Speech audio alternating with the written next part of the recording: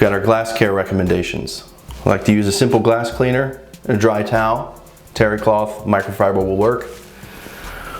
We also recommend just a simple dish soap and warm water and a glass mop and squeegee.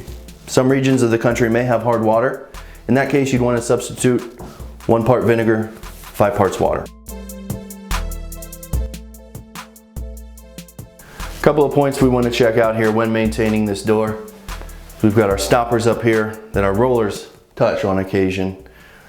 Want to make sure that those are secure at all times. Something else we want to look at our rollers here.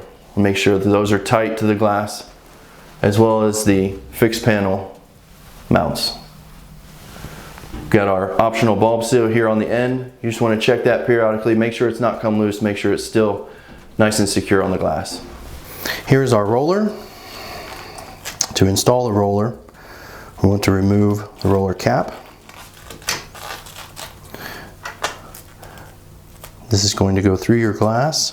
We're going to insert the roller and screw together. You want to take the supplied Allen key, place it in this hole, take your cam adjustment tool on the opposite side of the glass while holding the Allen key and tighten. This is also going to adjust our cam.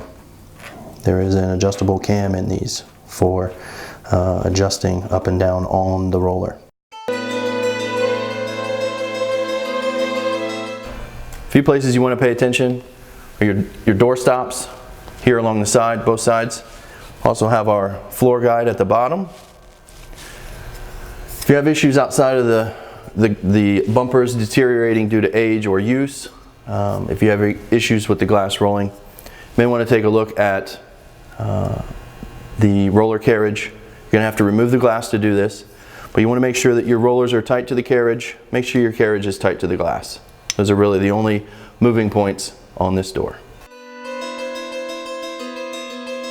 Swing door maintenance. A couple of points you want to look at. You want to check your wall mount screws. You also want to check on the interior your hinge mount screws here on the inside. We've got our H-jamb installed on the edge and our drip rail. You also want to check those periodically, make sure that they're still tight and secure in place, both side and bottom. Solus maintenance. Check to make sure our rollers are still tight. Our anti-jump is tight. Towel bars, of course. Also check the integrity of the bumpers. Make sure they've not come loose or degraded.